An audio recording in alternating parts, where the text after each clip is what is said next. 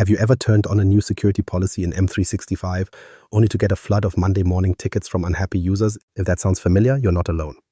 Today, we're going to cover 10 critical settings that lock down your tenant but won't lock out your users. The trick is balancing ironclad security with usability, and we'll show you exactly how to do it without the usual pain. The security setting everyone forgets. Most admins feel confident once they have set strong password requirements. Complexity rules are in place, expiration is turned on, and minimum length checks out. It looks solid on paper, but here's the catch. Attackers don't actually care how complex those passwords are if the system doesn't demand anything more during sign-in. That one missing layer is exactly where most tenants stay vulnerable, even if the admin thinks the basics are covered. The assumption is simple. If users must create long, complex passwords, that's enough to keep intruders out. But attackers have changed the game. Password spray attacks are automated, fast, and usually successful against at least a handful of accounts in even the most mature organizations. The truth is, complexity requirements don't stop an attacker from trying endless combinations across many accounts. And if a single password is weak or reused somewhere else, that's often all it takes.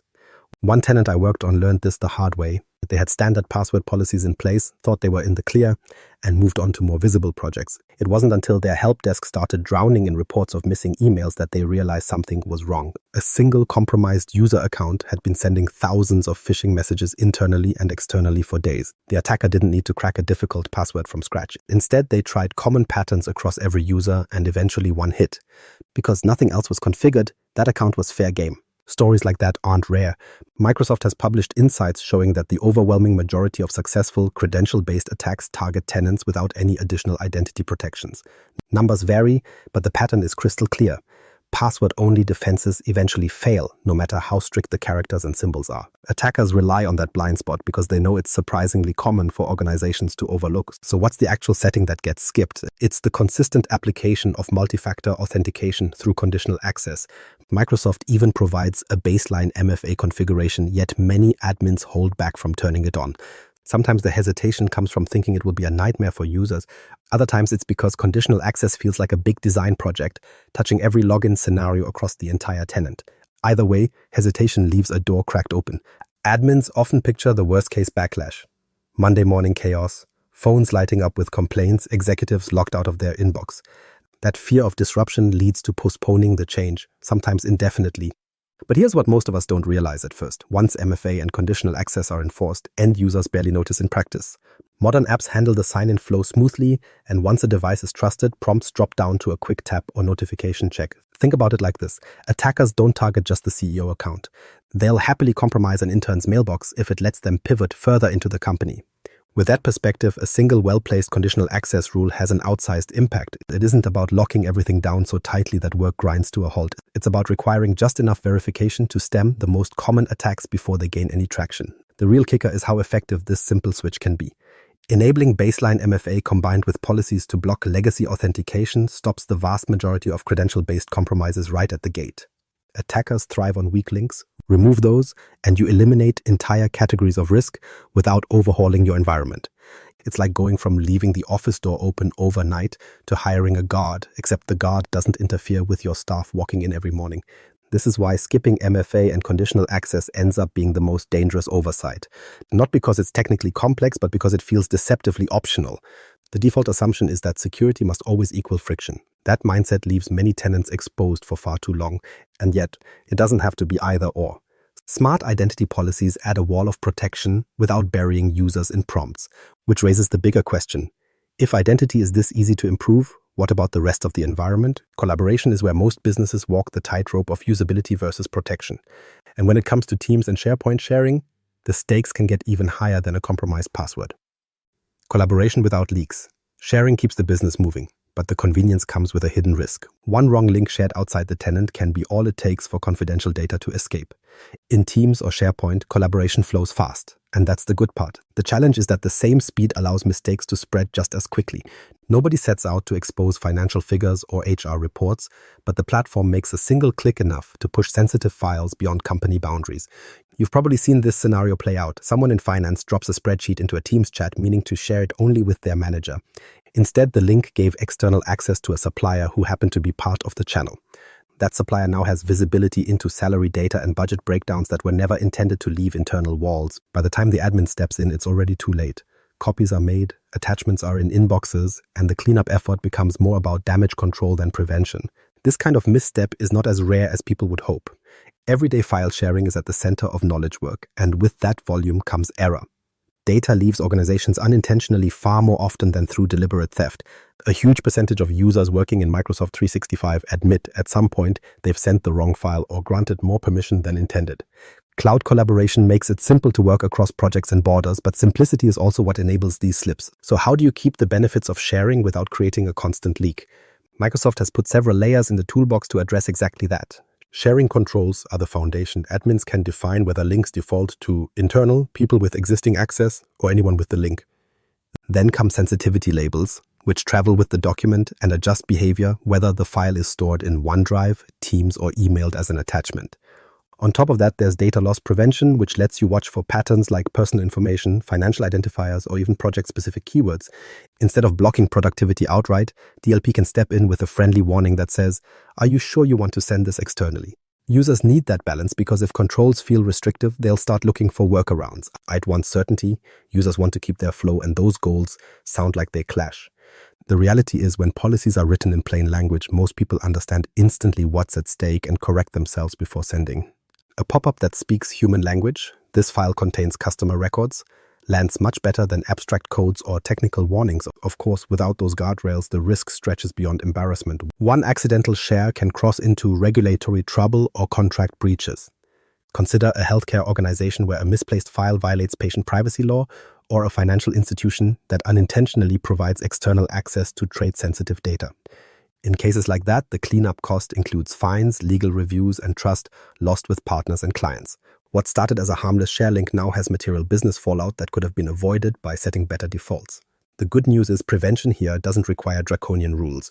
A well-tuned DLP policy can be specific to business context. Maybe legal documents can't ever leave the tenant, but marketing materials can be sent broadly. If the policies guide users with clarity and stop only the real risks, they feel less like roadblocks and more like safety rails.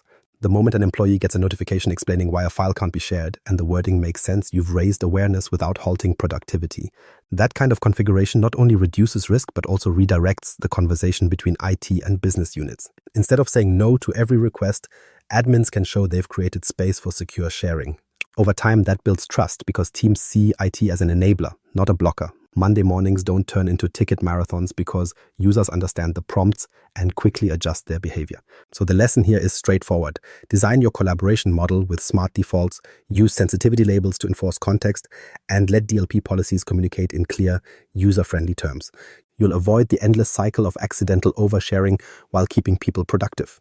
And once collaboration guardrails are in place, attention returns to identity. Because if file leaks are one side of the puzzle, the other side is stopping attackers before they even reach the data. And there's one conditional access policy that does more of that heavy lifting than almost anything else. The 80% fix.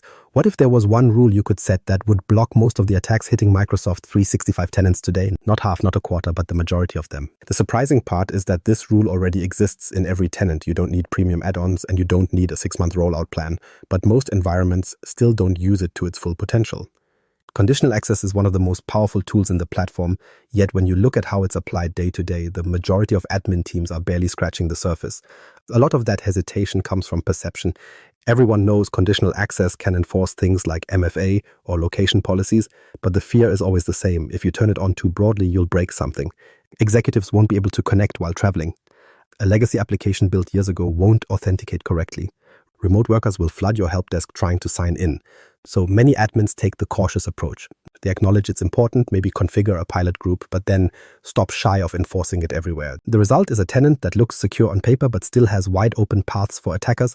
That would be manageable if the workforce was always bound to the office. But users today log in from airports during layovers, hotel Wi-Fi, coffee shops with shared networks, and their home routers. Every one of those locations carries its own risks. A session started from an unmanaged device on an untrusted network is exactly what attackers look for.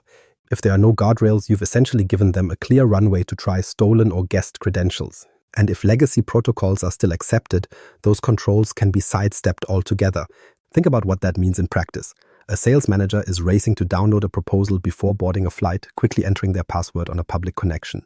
Without conditional access enforcing MFA and blocking high-risk sign-ins, that same login could be replayed by someone running a credential stuffing attack from across the world.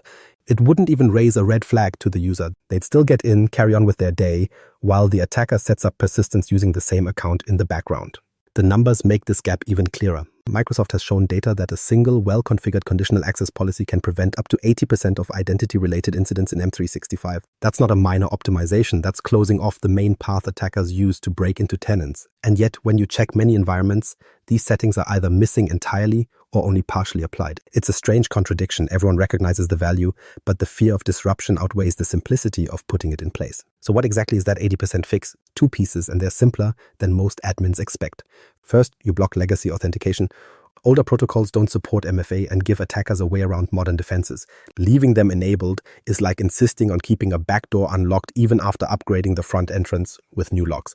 The second step is requiring conditional access policies for all users, not just executives or IT teams. That way, every account has to meet the same baseline security checks before it can get into the tenant. Here's the key. For modern clients, this doesn't cause headaches. Outlook, Teams, OneDrive, these already know how to handle conditional access challenges. Once the device is registered or trusted, MFA becomes a quick tap on the phone instead of a repeated password drill. The security jump is enormous while the day-to-day disruption for staff is minimal. Administrators worry they'll trigger mass confusion, but in practice, most users barely notice anything new beyond an occasional prompt that quickly becomes routine. When you step back, this one configuration shift changes the math of your tenant's risk profile. Instead of relying on complex password rules that attackers test against in bulk, you're demanding real proof that the person signing in is who they say they are and refusing communication from outdated authentication models entirely. That simple baseline policy does most of the heavy lifting for you. And once your own accounts are under that level of protection, the natural question becomes, what about everyone else connecting into your environment? Vendors, contractors, and partners often need access too, and they can easily become the weak link if left unmanaged. We'll look at how to maintain the same balance of control and usability when it comes to guests without turning external collaboration into a permanent risk. Guest access without regret. Guest access is one of those settings that feels like a lifesaver when you're trying to get things done quickly. A partner needs to review some documents, invite them. A contractor needs access to Teams for the next 3 weeks, add them. Vendors need a workspace to collaborate on a project? No problem. With a couple of clicks, the door is open and they're in. That's what makes M365 so flexible and why businesses lean on it for day-to-day operations. The challenge, though, is that the same flexibility that enables those partnerships can also leave your tenant exposed if you don't keep control over the long term. It really is both your greatest enabler and your easiest way to inherit unnecessary risk. The reality is most organizations constantly work with externals, suppliers, clients, auditors, consultants. It's not optional anymore. It's just the way business runs. Teams, SharePoint, and OneDrive are designed to handle it effortlessly.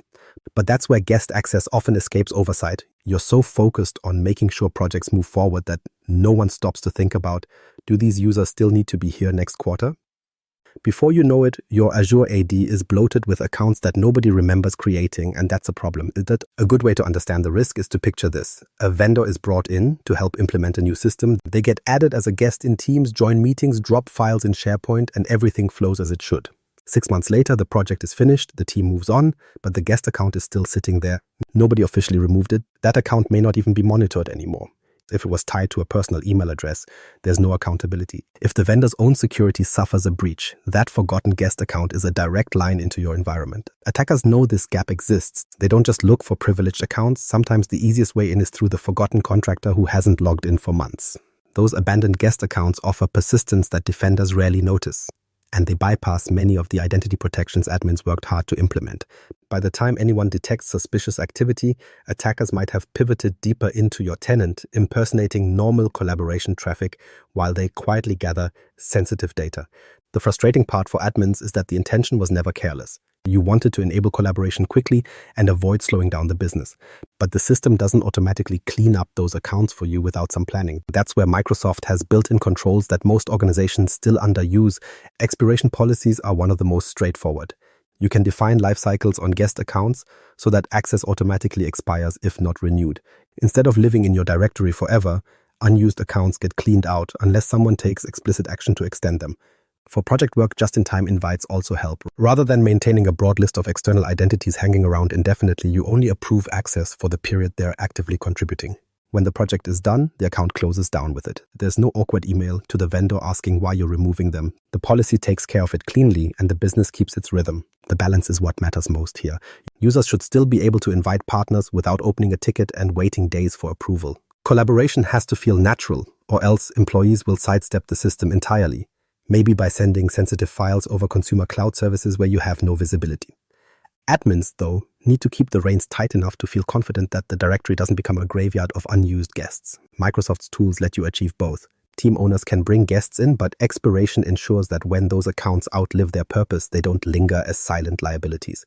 That's really the sweet spot. Easy collaboration backed by automatic oversight. By applying group or team-based expiration settings, you free yourself from manually chasing down every guest account while still protecting against long-term exposure. Users continue to work with vendors and contractors like they always have, barely noticing anything changed, while IT quietly reduces attack surface in the background. In the end, guest access doesn't have to be that hidden vulnerability everyone worries about. With the right settings tuned to your business, you provide a safe place for partners to work without building a permanent backlog of abandoned accounts. Trust with external parties stays intact because they get the access they need, and IT can sleep easier knowing nothing extra is hanging around. But security by invitation only works if you're able to see what's actually happening once those accounts are in the system. Controlling who gets access is one side of the puzzle. Being able to track and surface the important activity signals is the other. And if you can't see what's really going on behind the wave of logs and events, then you're running blind. That's why visibility and filtering it down to what actually matters is the next critical piece. Visibility that actually matters. Most admins can tell you how many events their tenant logs in a single day, but ask them which ones actually mattered last night, and the answer is usually guesswork. The volume is huge, tens of thousands of signals streaming in every hour. Login attempts, file edits, permission changes, role assignments, it all gets captured. But without some way to separate noise from signal, the data just becomes another background hum. You're investing in storing all this telemetry, yet the practical benefit during a security incident feels almost non-existent. The problem is partly scale and partly focus. Every admin wants visibility, but no one has the bandwidth to manually comb through giant log files.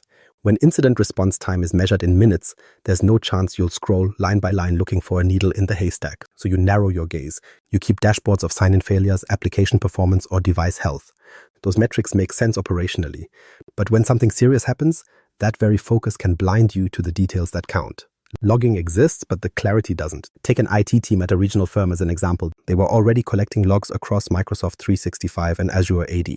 Dashboards lit up with the usual red and yellow signals. Password resets, license assignments, CPU load. Nothing looked abnormal. Meanwhile, an attacker with valid credentials quietly created inbox rules for several accounts, forwarding sensitive internal emails to an external address. The admin team didn't catch it for a week because their monitoring emphasized infrastructure health trends, not mailbox rule audits. All the right data was technically recorded, but without structured auditing and clear alerts, it disappeared into the static. By the time they pieced together the timeline, confidential project info had already leaked. This isn't unique. It's the natural outcome of drowning in too much input. Humans are simply not built to triage raw logs at machine speed. That's where the built-in tools Microsoft provides come into play. Unified Audit Log is the foundation. Instead of dumping every event into random buckets, it creates a comprehensive timeline of who did what. Paired with proper alert policies, you can cut through the static and highlight only the actions that matter when assessing risk. Suddenly, you can see that a global administrator account just had its credentials reset at 3 a.m., or that a user created forwarding rules redirecting executive mail outside the domain. The difference between endless raw logs and structured auditing is night and day. With raw data, you end up exporting to CSVs, filtering in Excel, and hoping you didn't miss something. With structured auditing, context is added by default and alerts bring forward anomalies you can act on in real time. It turns an overwhelming fire hose into a focused monitor feed where each signal earns your attention. You're not cutting down on data collection, you're refining it so admins can respond intelligently. From a user's perspective, enabling these logs and alerts is invisible. There's no prompt, no policy change, and no friction in their workflow. People keep working in Teams, SharePoint, Outlook, completely unaware anything has shifted. For admins, though, the impact is massive. You move from feeling blind during incidents to having a clear set of breadcrumbs to follow. Investigation time shrinks and you're able to contain issues before they widen. The payoff comes the first time an alert surfaces an event you wouldn't have spotted otherwise. Maybe it's a series of failed login attempts from an impossible travel location. Maybe it's suspicious role assignments. Without those alerts, you'd be firefighting blind, reacting only after someone reports strange behavior. With them, you're engaged in surgical defense, cutting off threats while they're still small. Ultimately, security in M365 isn't only about who can get in or what data they can share. It's also about whether you can actually see what's going on once they're inside. Identity controls reduce the chance of compromise, collaboration guardrails prevent accidental data spills, and high signal visibility ensures you catch the events that matter before they spiral. These three together form a practical approach to tenant security that doesn't trade usability for peace of mind, which brings us to where it all ties together. Protecting productivity and security doesn't have to be opposites if you're using the right defaults in the right places. Locking down Microsoft 365 doesn't mean locking out your people. The trick is using smart defaults that protect identity, data, and visibility without dragging productivity down. Most admins overestimate the pain these settings cause, when in reality the right baseline runs quietly in the background. So here's the challenge. Start small. Pick one of these tenant-wide settings, turn it on today, and see the difference for yourself. And this isn't the end. We'll explore automation and AI-assisted administration in upcoming sessions, showing how to manage M365 with less manual effort and smarter responses. That's where things get interesting.